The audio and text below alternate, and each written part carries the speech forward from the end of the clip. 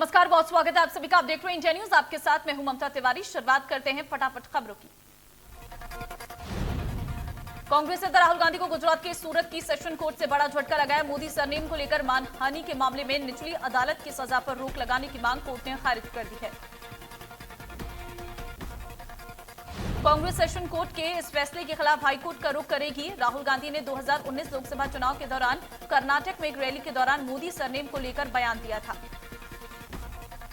इस बयान को लेकर बीजेपी विधायक पूर्णेश मोदी ने राहुल के खिलाफ मानहानि का मामला दर्ज कराया था। 4 साल बाद 23 मार्च को सूरत की निचली अदालत ने राहुल को दोषी करार देते हुए 2 साल की सजा सुनाई थी। इसके बाद जन प्रतिनिधित्व अधिनियम के तहत लोकसभा सचिवालय की ओर से राहुल की संसद सदस्यता रद्द कर दी गई थी। राहुल केरल के वायनाड से सांसद थे।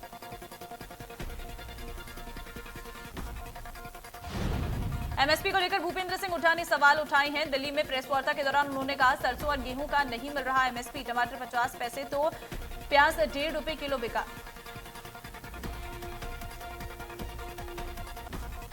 प्रेस वार्ता के दौरान भूपेंद्र सिंह हुड्डा ने फसल खरीद को लेकर सवाल उठाए। उन्होंने कहा कि मौजूदा सरकार में किसानों के ऊपर कर्ज बढ़ा है। भूपेंद्र सिंह हुड्डा ने कहा कि मनरेगा का अलॉटमेंट भी कम हुआ है। लस्टर लॉस के नाम पर सरकार किसानों को परेशान कर रही। किसानों के लिए एमएसपी वादे पूरे नहीं किए गए। भूपेंद्र हुड्डा ने कहा कि एमएसपी पर फसल की खरीद नहीं हो रही है। सरसों और गेहूं का एमएसपी भी नहीं मिल रहा है। वैल्यू कट के नाम पर परेशान किया जा रहा।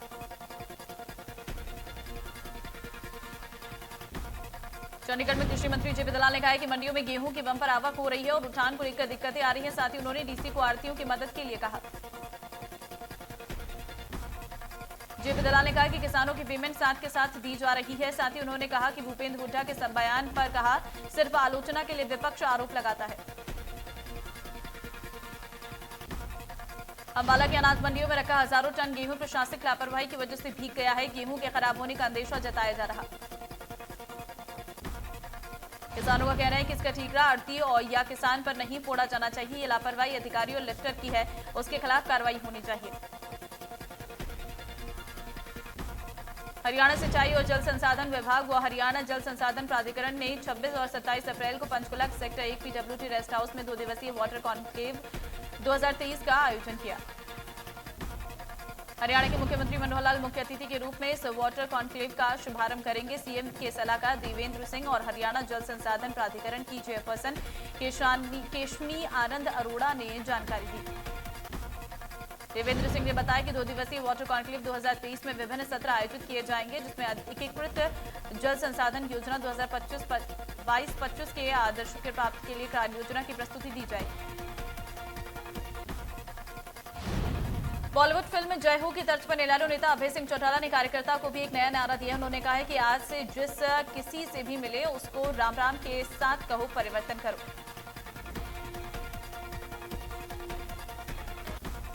अभय चौटाला ने कहा कि अगर कोई सरकार के आदमी मिल जाए तो उससे 3 बार कहो, परिवर्तन करो। कहा कि सरकार के खिलाफ परिवर्तन की बयान चला दे तो प्रदेश से बीजेपी का सफाया हो जाएगा।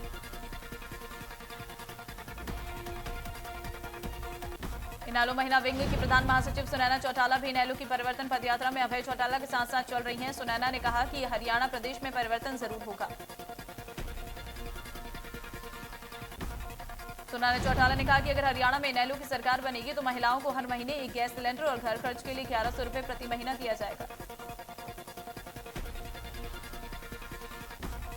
सुनैना ने कहा कि इनेलो की सरकार बनने पर 21,000 रुपए बेरोजगारी भत्ता युवाओं को दिया जाएगा। सुनैना चौटाला का कहना है कि इनेलो की परिवर्तन पदयात्रा को लेकर लोगों का फुल सपोर्ट मिल रहा है। देश की रक्षा करने का जुनून लड़कियों में भी देखा जा रहा है। राष्ट्रीय रक्षा अकादमी एनटीए के परिणाम में जिले की 2 लड़कियों ने बाजी मारी है। इसमें सेक्टर 13 निवासी कृतिका ने ऑल इंडिया में गर्ल्स में प्रथम रैंक और सिद्धार्थ कॉलोनी निवासी कोमल दहिया ने गर्ल्स में चौथा स्थान हासिल किया है। अपने सपनों को पूरा कर माता पिता और परिजनों को गौरवान्वित किया है। बेटियों की सफलता पर परिजन भी फूले नहीं समा रहे। बधाई देने वालों का घर पर लगा तांता। उत्तर रेलवे ने यात्रियों की सुविधा के लिए बड़ा कदम उठाया। सोनीपत में नई दिल्ली कालका शताब्दी एक्सप्रेस का ठहराव होगा। सांसद रमेश कौशिक ने सोनीपत ठहराव के बाद ट्रेन को हरी झंडी दिखाकर रवाना किया। 6 माह के लिए प्रायोगिक आधार पर सोनीपत स्टेशन पर ठहराव देने का निर्णय लिया गया। नई दिल्ली कालका शताब्दी एक्सप्रेस सोनीपत स्टेशन पर सुबह 8:20 पर पहुंचेगी। वापसी में कालका नई दिल्ली शताब्दी एक्सप्रेस रात 8:52 पर सोनीपत स्टेशन पर रुकेगी। रमेश कौशिक ने कहा कि चंडीगढ़ जाने के लिए सभी लोगों को जाने की जरूरत महसूस होती है। शताब्दी के ठहराव से यात्रा की सुविधा मिलेगी। सांसद ने रेल मंत्री का धन्यवाद किया। रमेश कौशिक ने कहा कि सोनीपत रेलवे स्टेशन को आधुनिक रेलवे स्टेशन बनाया जाएगा। अन्य सरकार की तुलना में बीजेपी में रेलवे का बहुत विकास हुआ है। रमेश कौशिक ने कहा कि बीजेपी सरकार में पहली बार ऐसा हुआ है कि ट्रेन निर्धारित समय पर पहुंचती है। ट्रेनों की स्पीड बढ़ाने को लेकर लगातार प्रयास हो रहे हैं। सोनीपत में रेल कोच फैक्ट्री का भी काम शुरू हो गया है।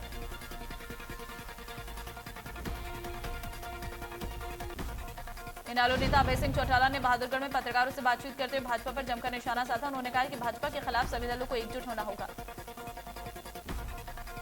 नेता अभय सिंह चौटाला ने कहा है कि अगर एकजुट नहीं हुए तो सभी दलों को जेल में बैठकर राजनीति करनी होगी। अभय चौटाला ने जेजेपी नेता और अपने भाई अजय चौटाला को भी खूब खरी सुनाई।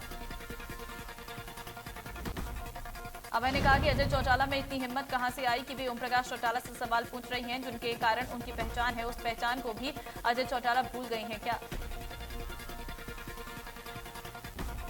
जलवायु परिवर्तन के कारण भारत में लू लगातार और भी खतरनाक होती जा रही है। एक नए अध्ययन के मुताबिक देश का 90% से अधिक हिस्सा और पूरी दिल्ली लू के प्रभाव के खतरे के क्षेत्र में है। यह अध्ययन कैम्ब्रिज विश्वविद्यालय में रमित देवनाथ और उनके सहयोगी द्वारा किया गया है। अध्ययन में कहा गया है कि लू ने भारत की प्रगति को पहले की तुलना में ज्यादा बाधित किया है। मेडिकल प्रवेश परीक्षा नीट यूजी 2023 के लिए रिकॉर्ड 20.87 लाख पंजीयन प्राप्त हुआ है, जिसमें करीब 12 लाख महिला उम्मीदवार शामिल। अधिकारियों ने जानकारी दी है। पंजीकरण के आंकड़ों के अनुसार कुल 20.87 लाख उम्मीदवारों ने इस परीक्षा के लिए आवेदन किया है, जो पिछले वर्ष की तुलना में 2.57 लाख अधिक है। इस साल महिला उम्मीदवारों की संख्या पुरुष उम्मीदवारों की तुलना में अधिक है। इस साल 11.8 लाख महिलाएं उम्मीदवार हैं और 9.02 लाख पुरुष उम्मीदवारों ने पंजीयन किया है। रादौर में मौसम ने अचानक करवट बदल ली है और तेज हवाओं के साथ आई बारिश के कारण यहां गर्मी से लोगों को राहत मिली है। वहीं बरसात के कारण मंडियों में बिक्री के लिए पहुंची फसल बारिश में भीग गई है। उठान गति धीमी होने के कारण मंडी गेहूं की फसल से अटी पड़ी हुई है। करीब आधा घंटा हुई बारिश ने ही मार्केट कमेटी के प्रबंधक को भी पोल खोल कर रखी है। मंडी में खुले आसमान के नीचे भीगे किसानों की मेहनत से किसान दुखी नजर आए हैं। उनका कहना है कि मंडी में इंतजाम न होने पर वो धीमे उठान के कारण उनका गेहूं भीग गया है। शहर के बस स्टैंड रोड स्थित कृष्णा कॉलोनी में एक मकान से अज्ञात चोर लाखों के सोने चांदी के जेवरात और नकदी चुरा कर ले गए। मकान मालिक ने शिकायत शहर पुलिस को दे दी है। चोरी की घटना सीसीटीवी कैमरे में कैद होगी। 2 आरोपी रात के अंधेरे में घर में आकर वारदात को अंजाम देकर फरार होते दिख रहे हैं।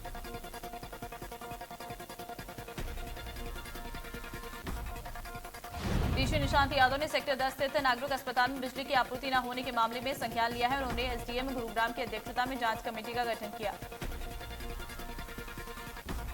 कमेटी में अध्यक्ष के अलावा मुख्य चिकित्सा अधिकारी तथा एक्सईएन सिटी डीएचबीवीएन सदस्य होंगे और ये कमेटी शीघ्र ही जांच रिपोर्ट डीसी ऑफिस में जमा करेगी। गुरुग्राम के सेक्टर 10 नागरिक अस्पताल में बीते दिनों 18 घंटे तक बिजली की आपूर्ति न होने का मामला सामने आया है। इस दौरान जनरेटर को भी चालू नहीं किया गया। इसके कारण अस्पताल में चिकित्सकों और मरीजों को परेशानी का सामना करना पड़ा और आवश्यक टेस्ट व अन्य स्वास्थ्य संबंधित कार्य प्रभावित हुए। अतीक अहमद और अशरफ की हत्या करने वाले आरोपियों से पुलिस की पूछताछ जारी है। तीनों आरोपियों से राज उगलवाने के लिए पुलिस ने मनोविज्ञान ढंग से शुरुआती 8 घंटे में पूछताछ की। तीनों हत्या आरोपी लवरेश, सनी और अरुण से अलग अलग उनकी जिंदगी, परिवार, आदत, शौक के बारे में जानकारी इकट्ठा की। लवरेश तिवारी ने खुद को कट्टर हिंदूवादी और परशुराम का वंशज बताया। लवरेश तिवारी, सनी सिंह और अरुण माफिया अतीक अहमद को मारकर पैसा और नाम कमाने की बात दोहराते रहे। शूटर सनी सिंह ने दोहराया कि मेरा कोई आका नहीं है, मैं खुद एक डॉन हूं।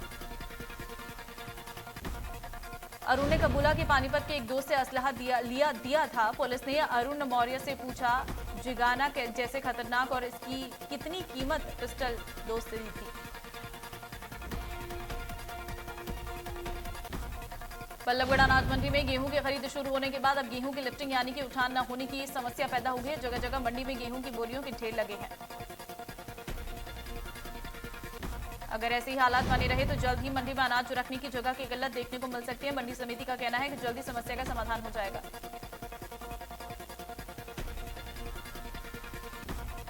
कैथल में शराब के नशे में एक युवक मोबाइल टावर के पास पहुंचा और फिर एक एक सीढ़ी चढ़कर सबसे ऊपर वाले खंभे पर जाकर बैठ गया। वो इस खंभे से उस खंभे पर जाने लगा।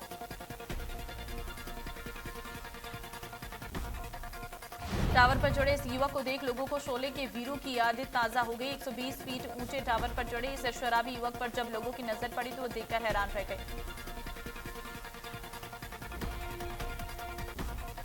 सोनीपत में बाल विवाह को रोकने को लेकर शिक्षा विभाग की जिम्मेदारी लगाई गई है। संरक्षण एवं बाल विवाह निषेध अधिकारी ने जिला शिक्षा अधिकारी को पत्र लिखकर बाल विवाह पर निगरानी को कहा है।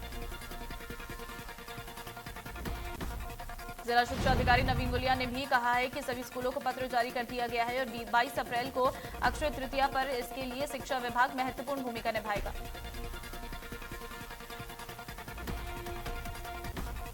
फरीदाबाद में आवारा पशुओं का आतंक जारी है। लोगों का कहना है कि आवारा पशु मौत बनकर घूम रही हैं। एनआईटी फरीदाबाद डबुआ मंडी में बीती रात सब्जी लेने गई महिला की भी आवारा सांड का शिकार बन गई।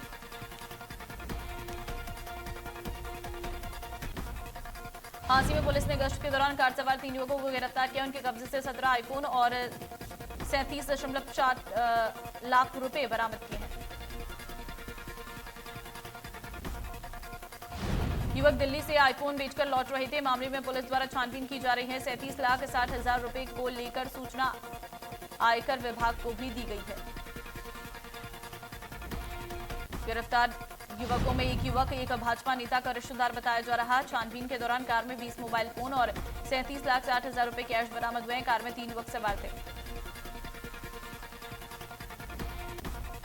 हरियाणा के गृह मंत्री अनिल विज के निर्देश के बाद पंचकुला के विभिन्न हुक्का बारों पर पुलिस ने छापेमारी की कार्रवाई की है। हर्बल हुक्का बार की आड़ में निकोटीन परोसा जा रहा था। छापेमारी की कार्रवाई पुलिस, स्वास्थ्य विभाग एवं आयुष विभाग की टीमों ने संयुक्त रूप से की है। पुलिस ने आकाश, नरेश, ऋतिक समेत 4 लोगों को गिरफ्तार किया है। अलीफ लैला हुक्का बार से निकोटीन प्रोडक्ट मिले हैं। शिमला हाईवे पर बने रॉयल गजेबो के समीप सड़क किनारे नवनिर्मित लोहे का शेड गिर जाने से 2 लोगों की मौत हो गई। प्रत्यक्षदर्शियों ने बताया कि शेड के नीचे करीब आधा दर्जन लोग थे। जो शेड गिरा उसका निर्माण कार्य चल रहा था। अचानक शाम करीब 4 बजे मौसम खराब हो जाने को लेकर तेज तूफान आया, जिसकी वजह से ये शेड गिर गया। शेड लोहे के एंगल और चादरों से बन रहा था। शेड के नीचे दबकर मरने वालों में जुनैद और शुएब नामक व्यक्ति शामिल है, जबकि कई लोगों के गंभीर रूप से घायल हो गए हैं। इन्हें इलाज के लिए कालका अस्पताल ले जाया गया।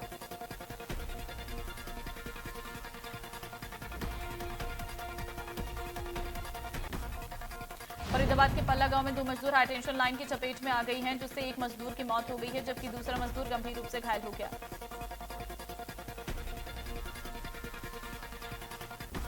बताया जा रहा है कि मकान पर टाइल लगाने के दौरान दोनों मजदूर लोहे की ग्रिल लेकर एक फ्लोर से दूसरे फ्लोर पर जा रहे थे। इसी दौरान लोहे की ग्रिल 11,000 वोल्ट की लाइन से टकरा गई, जिससे दोनों मजदूर करंट की चपेट में आ गए।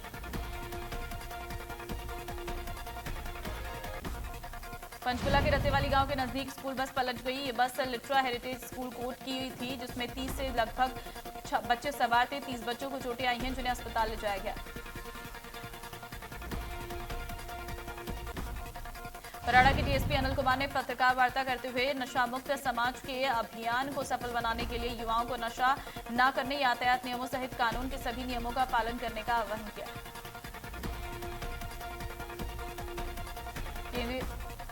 केंद्रीय रक्षा मंत्री राजनाथ सिंह कोरोना वायरस से संक्रमित हो गई हैं। अधिकारियों की ओर से जानकारी दी गई है। राजनाथ सिंह को हल्के लक्षण हैं, जिसके बाद उन्हें खुद को क्वारंटीन कर लिया है। देश में कोरोना के मामले बढ़ते जा रहे हैं। पिछले 24 घंटे में 12,591 नए मामले सामने आए हैं। 29 लोगों की मौत हुई है। हरियाणा में फिर बड़े कोरोना मामले। प्रदेश में 1102 कोरोना के नए मामलों की पुष्टि। एक्टिव केसों की संख्या 4868 है। 24 घंटे में 9969 लोगों के लिए गए सैंपल। गुरुग्राम में कोरोना के 517 नए मरीजों की पुष्टि हुई है। फरीदाबाद में कोरोना के 184 नए मामले सामने आए और हिसार में कोरोना के 38 नए मरीज हैं। फतेहाबाद में आधी रात को मौसम के बदलने के साथ ही आग का कहर देखने को मिला है। इलाके में तेज हवाओं की वजह से कई जगह खेतों में आग लग गई। खेतों में आग लगने से कई एकड़ में गेहूं का भूसा जलकर राख हो गया। आधी रात को लगी आग से हड़कंप मच गया। नई दिल्ली के वजीराबाद स्थित बायोडायवर्सिटी पार्क में भीषण आग लगी। आग लगने के बाद से इलाके में अफरा तफरी मच गई। आग के लगते ही दमकल विभाग को सूचित किया गया। मौके पर दमकल की 8 गाड़ियों की मदद से आग पर काबू पाया गया। आग लगने का कारणों का अभी तक पता नहीं लग पाया। महाराष्ट्र के ठाणे जिले में सीने वंडर मॉल के पास ओरियन बिजनेस पार्क की इमारत में भीषण आग लगी। करीब 10 घंटे की मशक्कत के बाद फायर ब्रिगेड ने आग पर काबू पाया। ऑरेंज अलर्ट के बीच हिमाचल प्रदेश में भारी बारिश और बर्फबारी हुई है। राजधानी शिमला में झमाझम बारिश हुई है। ताजा बर्फबारी होने की वजह से सोलंग वेरियर से सिर्फ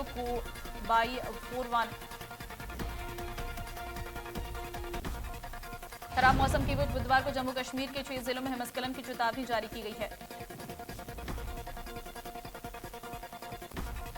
मौसम विभाग से जुड़े अधिकारियों के मुताबिक डोडा, किश्तवाड़, पूंछ, रामबन और बारामूला जिले में हिमस्खलन की चेतावनी जारी की गई है। इसके अलावा 24 घंटे में गांदरबल जिले में भी चेतावनी जारी की गई है।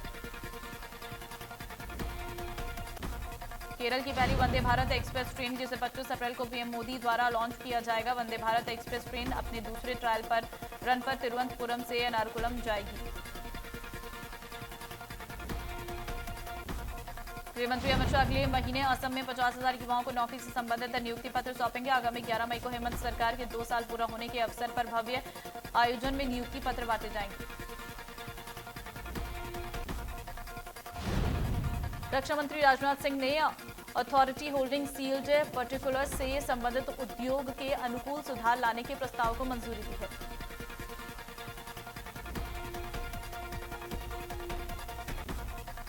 कर्नाटक के शिगांव में भाजपा के राष्ट्रीय अध्यक्ष जेपी नड्डा ने एक जनसभा को संबोधित किया। इस दौरान उन्होंने कांग्रेस पर जमकर हमला बोला।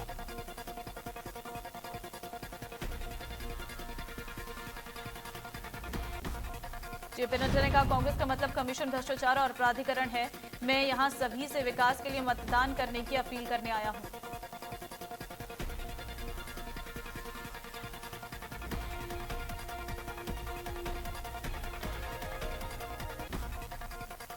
मध्य प्रदेश के सेमपुर रेलवे स्टेशन के पास विपरीत दिशा में आ रही मालगाड़ी आपस में टकरा गई। टक्कर के बाद एक मालगाड़ी के इंजन में आग लग गई। हादसे में एक लोको पायलट की मौके पर मौत होगी जबकि 5 अन्य लोग घायल हैं। हादसे की जानकारी लगने के बाद डॉक्टरों का एक दल मौके पर पहुंचा।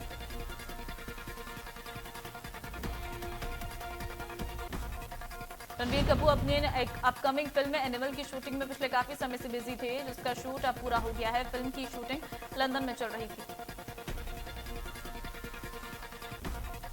सलमान खान स्टारर फिल्म किसी का भाई किसी की जान 21 अप्रैल को बॉक्स ऑफिस पर रिलीज होने जा रही है। इस बीच टिकट की एडवांस बुकिंग शुरू हो गई है।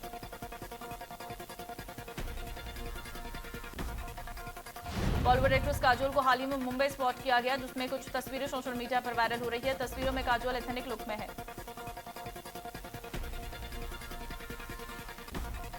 सीरीज सीटाडेल के जबरदस्त एक्शन पर प्रियंका चोपड़ा ने बड़ा खुलासा किया। उन्होंने कहा कि सीरीज में 80% स्टंट खुद किए हैं।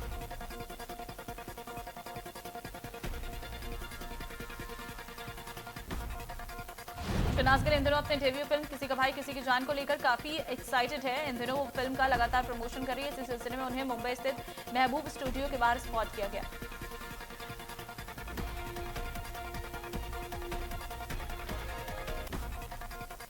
उर्वशी रौतेला को हाल ही में मुंबई एयरपोर्ट पर स्पॉट किया गया। इसका एक वीडियो सोशल मीडिया पर सामने आया है। वीडियो में उर्वशी एयरपोर्ट पर डांस करती हुई नजर आई।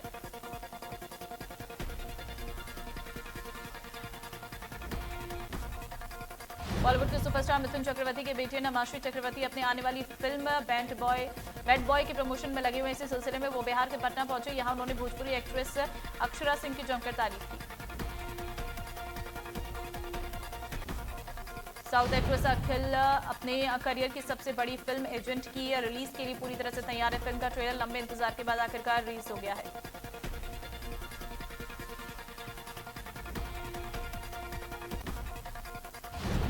हॉलीवुड स्टार सिल्वेस्टर स्टेलोन अपनी upcoming action comedy never too old to die में एक्टिंग करने के लिए पूरी तरह तैयार है।